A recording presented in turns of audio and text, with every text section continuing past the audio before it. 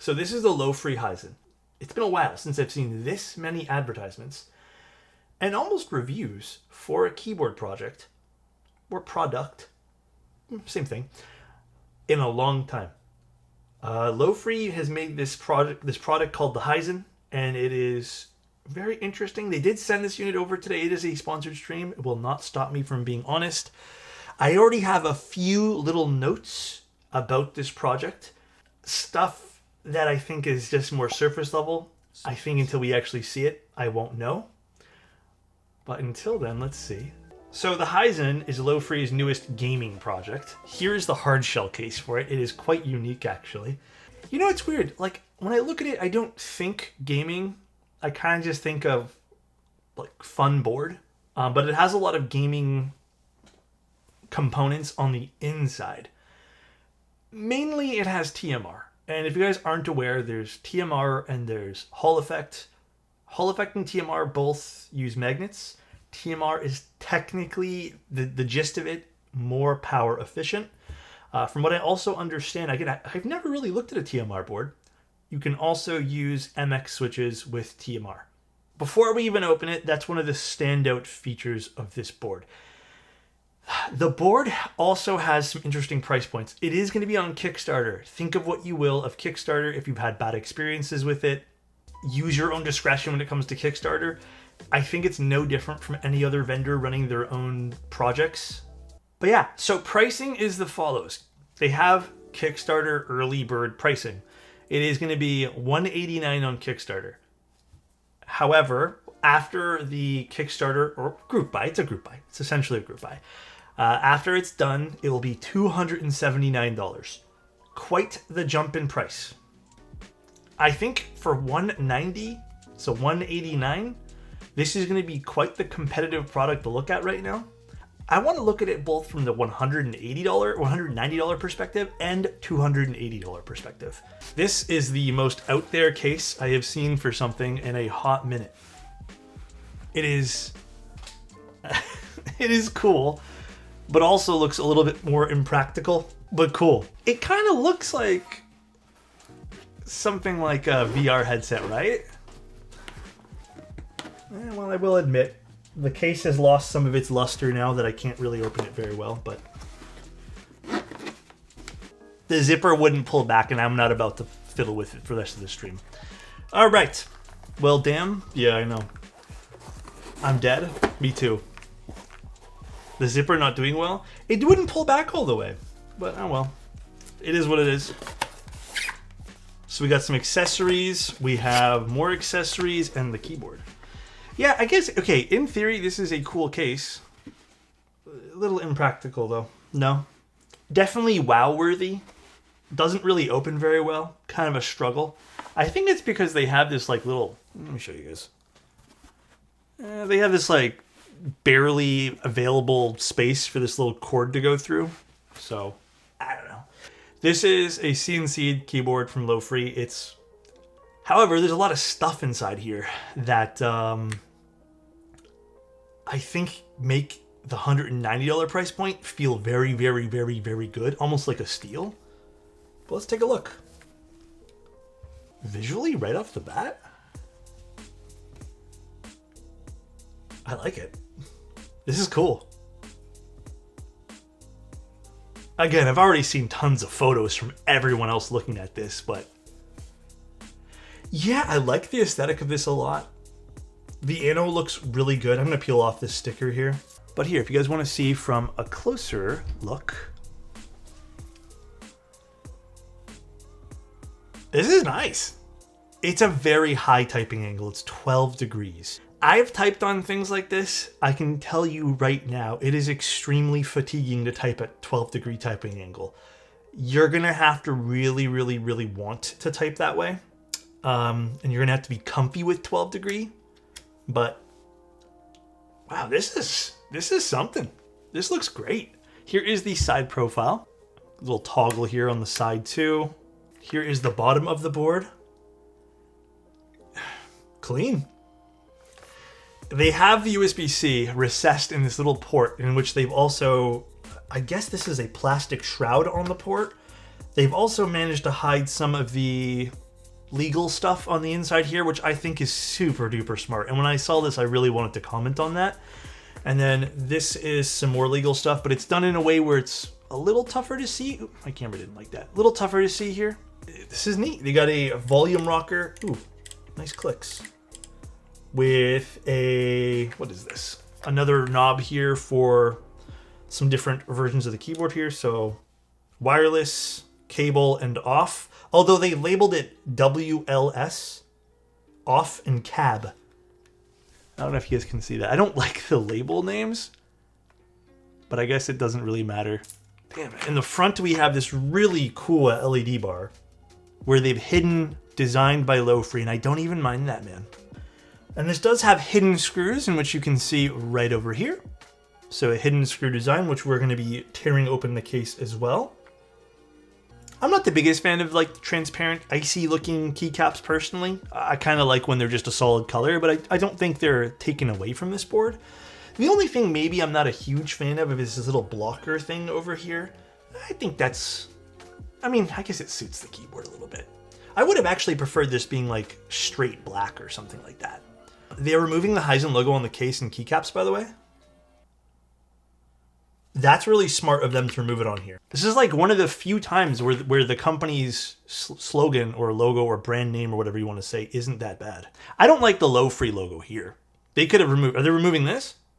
They could remove this. This is actually a really cool side profile. They are going to remove it. Perfect. This is a cool side profile with the knob too. Here's the fun part about this board though, which I actually think is such a good idea. They have this really, really crazy front height, or not front height, this crazy type angle, but it's done in a way where I guess it makes sense. I'm not gonna sit here and tell you guys that I think the type angle is my preferred, because it's definitely not. Like 7 or 8 degrees is 100% my max before I say I don't like this. What I really like though is they've implemented this bar on the top, right? It's not a touch bar or anything like that from what I understand, but it's really just to give you indications for when you hit like function and then, you know, clicking other things. It is a really, really cool way to kind of remind you which keys are what. Like it's nice. Like it changes too, depending on what you have. It tells you some stats of the keyboard as well. So it'll have battery life and then your wireless signal and stuff like that. So I think that's awesome. But the reason why they've done 12 degrees, from what I understand, is so it's easier to look at those pieces on your desk versus something that is not, like something that's 8 degrees, because it might be blocked off from the keycaps. Genuinely, I think it's a smart idea. I just think the implementation with a 12-degree typing angle isn't my cup of tea. The other main attraction to this, other than TMR and the price point, and again, I'm kind of just going over some box notes over here. We're going to actually tear this open and look at it. This actually has a very interesting switch, which is a technically magnetic switch, but they've added a leaf inside to give you this, I guess, the feeling and maybe even somewhat of a sound signature of having an MX style keyboard, but using a leaf, which I think is quite unique. It's never, I don't know, like I was still looking at some of these beforehand and reading some other reviews. It seems like it's not 100% like an MX switch still. It still has a little bit of that like bassier note to it. But I think there is a slight bit of a feeling difference versus other HE stuff, or I guess Hall Effect, if you want to call it. I know it's not technically Hall Effect. But very interesting, right? It's close, yeah. I guess the best way to tell is typing on it, right? Let's see how this sounds.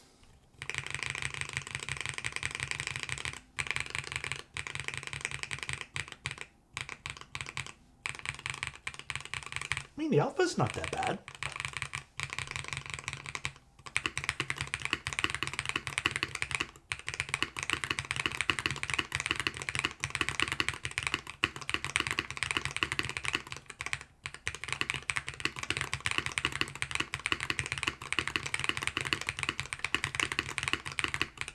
I actually don't mind the alphas. I think this spacebar is okay.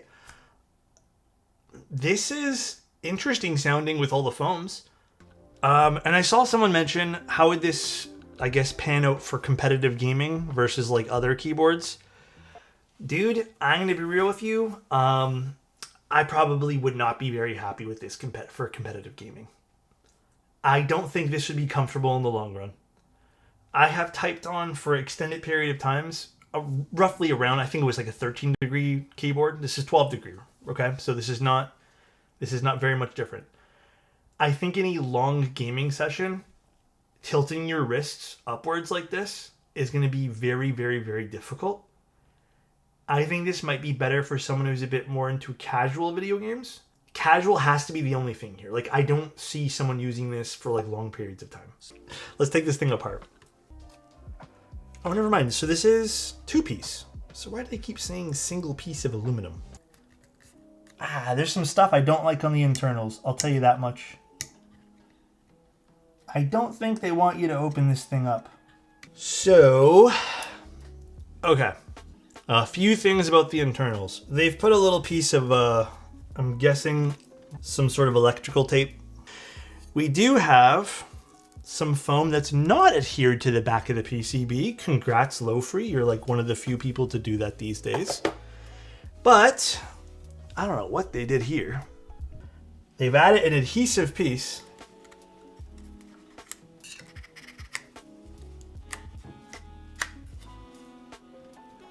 So that you can't even get to the batteries without removing this. And I don't know if this is supposed to be some sort of like anti-tamper thing for the batteries, but this is a little ridiculous, to be honest with you. It is a sheet of paper of some sort. Now, some feedback here for them. If this is supposed to be some sort of like warranty void, just like don't do that. Other feedback, if this is supposed to be some protective layer, then I would maybe figure out a better way to install this. So we have a piece of foam. And then we have a gasket. So, you know, this is nice. Other than that one gasket point on the bottom, which we can just remove. Oh, wait. No, never mind. There's one cable we got to get rid of here. Oh. So this is why it's not customizable. Essentially, smart idea, actually. Essentially, that F key and also the other bindings are just two LEDs that indicate what layer row you're on and then shine through this piece. Which now makes a little bit more sense price point wise. For some reason in my head, I thought that might have been some sort of like low resolution screen. But it is a set indication of things. Pretty smart indeed. So we do have some removable gaskets here if you did want to remove some stuff. I think they're removable. They look like it. Yep, they are. So you can remove them. They're even branded with the word Lofree. Interesting. And you can see this is using hot swap sockets. So if you guys did want to change this out for normal switches, you can. I want to see what this keyboard sounds like with no foam and no whatever all this stuff is in it. Okay, so this is GMK Noel. So, board installation with some different keycaps. Still looks good. It's a silver board with a nice little black accent on the top because of that little extra screen there, so can't even get mad at it. Let's see what this sounds like. I'm going to turn it off for now, just to have it off, but let's see. These are using the Lofree switches with a cherry spacebar. Actually, you know, I do want to see, does that work? Does it work like pretty seamless? If I use, okay, turn it on first. Yeah, you can just have MX and HE and it works. That's honestly, that feels so impressive to me. It's a hybrid PCB.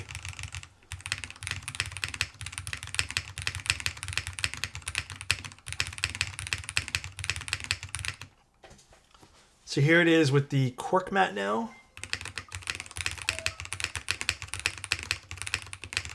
I think Lofree has a banger product on their hands here. You know, some changes, which I wish they had sent to me, but I learned from you guys today. They're apparently going to get rid of the logo on the space bar and the logo which is unclear if it's going to be the Heisen logo on the back or the Lofree on the side or both, but some typography on the keyboard itself. The keyboard itself, for $190, which is its early bird pricing on Kickstarter, if you can get past the 12-degree type angle, and that's the key thing here, I don't think there's really anything like it on the market. The TMR PCB with the hybrid stuff, fantastic. Really cool. I'm going to actually look at the software here in a second as well. I don't know if everything's going to be working 100%. It does seem a little bit slow to load, which I did read other people were also talking about too. We have some mode settings. Not sure what these are all for. Maybe just different switches. Block Windows key, which is interesting. Button testing, setup stuff. Doesn't look like the trigger settings are... Maybe we have to click this. Here. Mechanical and magnetic. So you can switch back and forth depending on the mode. Interesting though. And then we have our trigger stuff over here. I kind of wish they made everything a little bit larger. Everything kind of seems small here. Doesn't seem like it's that bad of a software either. God, I actually had this software so big it was covering my face. I'm sorry, guys. As a trend of recent HE boards sounding better, where does this rank in your opinion? I think the flexibility puts this at like top 5 for sure. I really like the flexibility of this TMR PCB, and it's not like TMR stuff has been super duper common in the space. I would probably put this in like the top space. I don't know what I'd put it in yet, simply because the only thing holding this back from even being number 1, because this could have probably been number 1 if it didn't have 12-degree typing angle. And then also, like I said, internal problems too. No, not problems, but stuff inside that I'm just not a big fan of. Have a good night, everybody, and love you. Bye.